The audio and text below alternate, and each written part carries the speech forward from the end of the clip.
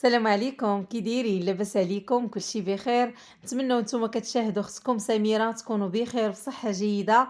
مرحبا بكم في قناتي يوميات سميرة.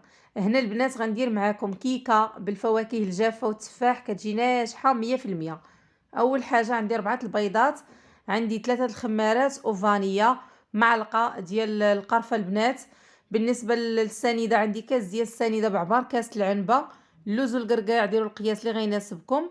عندي هنايا كاس ديال الزيت عامر، 2 معالق ديال الخل، عندي علبة ديال دانون بنكهة الفاني والبنان، و2 تفاحات. هنا البنات بالنسبة للوز راني اللوز والقرقاع مازال ما طحنتوش، غنطحنو ان شاء الله معاكم كلشي نديرو ان شاء الله في الفيديو. وخا يجيكم الفيديو طويل غير تبعوا المقادير راه غتجيكم كيكه ناجحه 100%. هنا اول حاجه دهنت البول دهنته بالزبده، وخليته حتى غنطحن ان شاء الله اللوز لان غندير فيه اللوز، والقرقاع غنلبس به الزبده. هنا البنات درت قبيصه الملحه ودرت البيض، غنطرب البيض والملحه والفاني.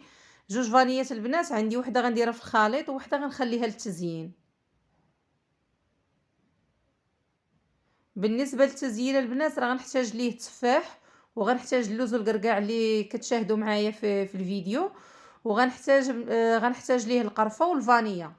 يعني التزيين انتم غتشاهدوا معايا التزيين كامل، غير باش نوضح لكم اللوز علاش ما درتوش هو التفاح راه غنخليه للتزيين.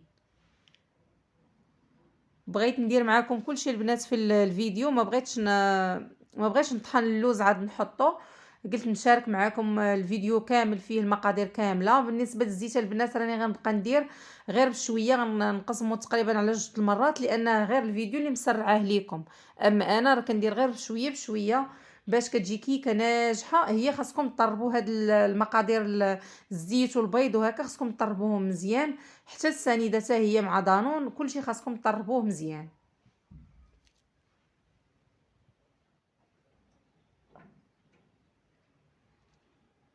بالنسبه لدانون راني خليته هو الاخير، ولكن راه غادي يطرب حتى هو مزيان. التفاح التفاح مازال غنقيه حتى هو غنحكو بالحكاكه. ما ديروش ليه الهاشوار البنات باش ما يطلقش لكم الماء ديال التفاح، لان اللي درتو في الهاشوار غيطلق لكم الماء. صافي هنا من بعد ما درت الخليط ما درتش فيه الخميره لان مازال ما درتش خمارات، غنخليهم هما الاخرين عاد غنديرهم. غندوز نطحن دابا اللوز والقرقاع، وغناخد غير هذاك اللوز اللي غيبقى ليا رقيق هو اللي غندير في الخليط. بالنسبه للوز اللي غنخليه مهرمش غنديرو للتزيين.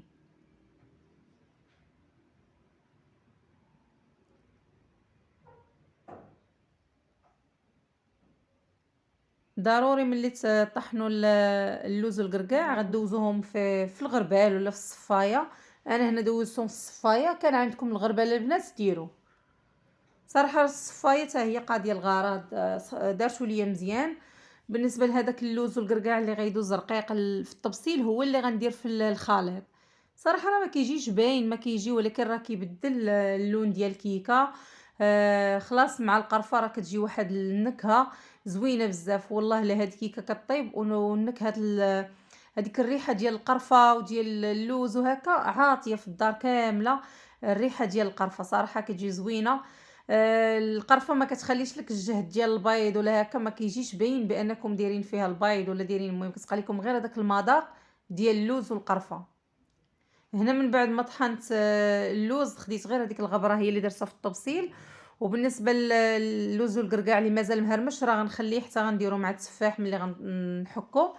بالنسبه للتفاح راه غندوزو في الحكاكه، راه كما كتشوفوا في الفيديو كما كنشرح لكم، كما درت حتى انا البنات باش نجحت الكيكه وكتجي جاتني الكيكه ناجحه. تبعوا غير المقادير غتجيكم حتى نتوما ناجحه.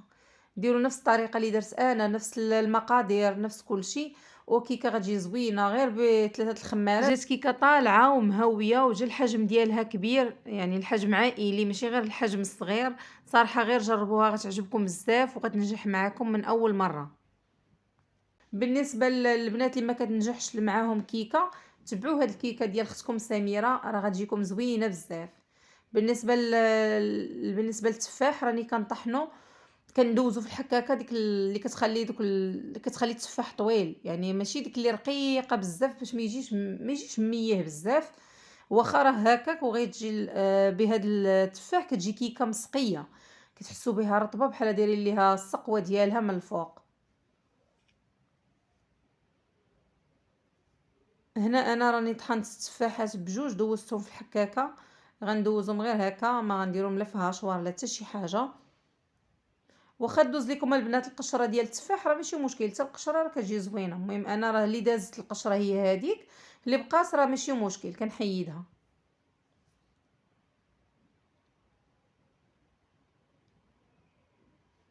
صافي دابا من بعد ما طحنت التفاح غندوز نكمل الخليط ديال الكيكه، لان مباشره خصني ندير كيكه ندير ليها تفاح وندير ليها كلشي. هنا البنات هاد القرفه عندي معلقه صغيره ديال القرفه، درت النص ديالها في الخليط والنص غنخليه للتزيين. القرفه في كيكه كتجي زوينه بزاف، خصوصا مع اللوز والقرقاع كيجيو مواتين. بالنسبه للفانيا راني غنديرها مع التفاح. المهم هاد الخليط اللي غندير للتزيين درت فيه التفاح واللوز والقرقاع ودرت فيه الفاني والقرفه. المهم انا راه شاركت معكم كلشي في الاول، ولكن راه ضروري غنخلي لكم، غنقول لكم راه التزيين وهكا باش يجيكم واضح شنو اللي درت في الخليط وشنو اللي درت في التزيين. بالنسبه للبول راني دهنته باللوز والقرقاع. ما درت لي لا دقيق ابيض لا حتى شي حاجه. من الاحسن ما ديروش دقيق ابيض، لان الا درتو بحال هكا اللوز والقرقاع كتجي كيكه ما فيهاش ديك البيوضه من التحت، كتجي محمره من التحت مزيان. واخا يطيحوا لي دوك الحبيبات ديال اللوز والقرقاع في الخليط ماشي مشكل، راه حتى هما كيجيو زوينين. صافي هنا من بعد ما نخلط القرفه غنزيد اللوز والقرقاع، وباش نشوف القياس، لان ملي كندير اللوز والقرقاع ما كتهش ليا الدقيق الابيض بزاف، ما كتهش ليا واحد الكميه زايده ديال الدقيق الابيض. بالنسبه للدقيق البيض البنات هنا راه عندي 4 الكيسان، غربلتهم ودرتهم عبرتهم بكاس العنبه وغربلتهم وحطيتهم باش نعرف راسي شحال درت ديال القياس، ولكن راه ما هزاتش ليا 4 الكيسان كاملين، هزات ليا تقريبا غير شي 2 كيسان ديال الدقيق الابيض. ملي كنديروا فيها اللوز والقرقاع راه كتولي تبان ثقيله، بلا ما نديروا فيها الدقيق الابيض في الاول كتولي تبان لكم ثقيله، عاد كتزيدوا عليها الدقيق قياس اللي غيناسبكم.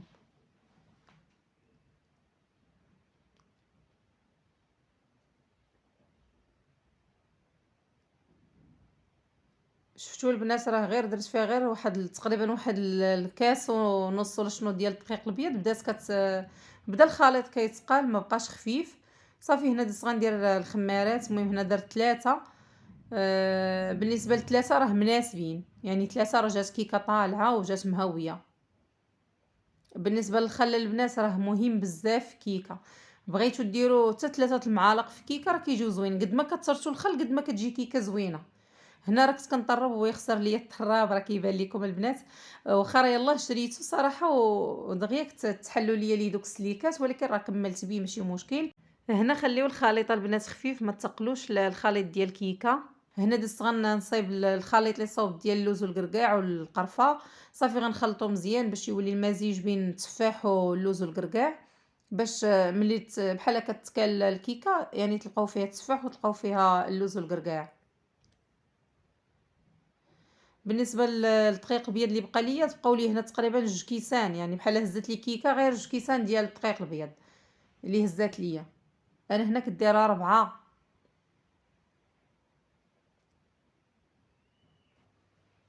ملي تكونوا كديروا في كيكه هزوا يديكم الفوق باش تجيكم خفيفه من الداخل وكتجي مهويه، ما كيجيوش فيها هذوك الفراغات الكبار. شوفوا الخليط راه ما كيجي لا جاري لا خاتر، المهم كيجي هو هذاك بحال الكيكه العاديه، غير هذه زايده فيها اللوز والقرقاع كيزيد يتقلها شويه الا كثرتوا الدقيق الابيض.